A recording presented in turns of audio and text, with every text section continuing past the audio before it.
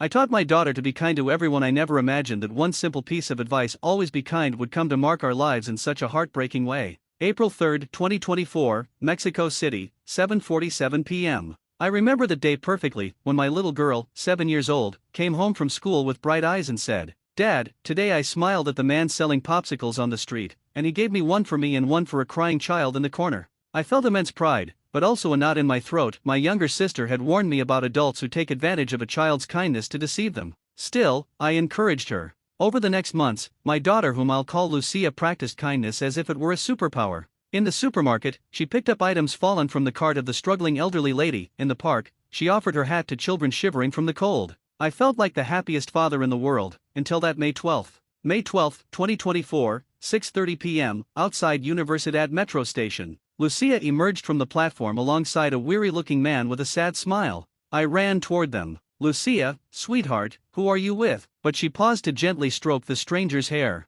"He taught me to be kind to everyone, Dad," the man said in a rough voice. "I'm Bruno." He shook my hand and thanked me for not scolding her. My heart swelled at the scene of childlike trust, until my phone buzzed, a message from her school warning that Lucia hadn't shown up for class in over an hour. My heart stopped. I chased after them, calling her name, but found only footprints leading into a narrow alley off Portales Street. My chest ached as I followed. Under a flickering lamp, I saw Lucia sitting beside Bruno, who was comforting her and offering hot food from a makeshift pot. Was this some hidden shelter for the homeless? "Dad," she whispered as she saw me, "can I stay a little longer? Bruno taught me to be kind to everyone, and he's so lonely." My heart shattered. My child, with all her sweetness, wanted to make a stranger happy. I hugged her tightly and told her to come home. Bruno looked at me with gratitude and surprise. From then on, every afternoon Lucia sought out Bruno. I kept my distance, worried, until one day I found him unconscious on the sidewalk, burning with fever. I rushed him to the nearest hospital and had to explain that my daughter just wanted to help.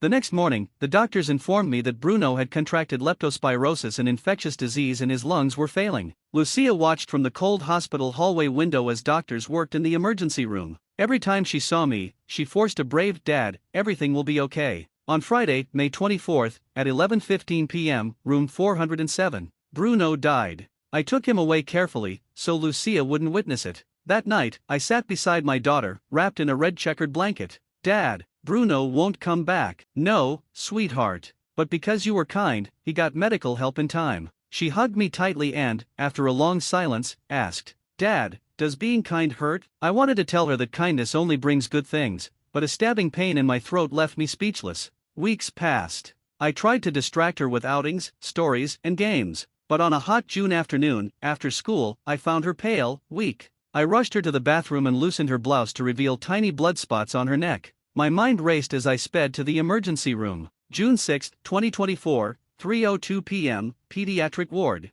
The doctors spoke of acute myeloid leukemia. My world went dark. My Lucia, my ray of sunshine, was sick. They insisted on immediate chemotherapy but offered no explanation of how it happened. In the months that followed, my daughter's kindness became a beacon for other patients. She handed out drawings, hugs, and encouraging words. Her little green eyes, filled with hope, lifted the spirits of children and parents alike. But the disease progressed faster than her smile. One afternoon in the chemo room, she whispered through tears, "Dad, will you tell me about Bruno again?" I shared an old, tender story and fell asleep at her side. In the early hours of November 2, 2024, at 3:17 a.m., she breathed against my cheek, her voice barely a whisper. "Dad, do you think all my kindness can save me?" "Of course, princess. Your heart is the biggest I know." The nurse entered and confirmed her vitals were critical. I tried to sit up and take her hand, but tears blurred my vision. Lucia looked at me with a faint, almost imperceptible smile. "Thank you for teaching me to be kind, especially to you." She closed her eyes and exhaled.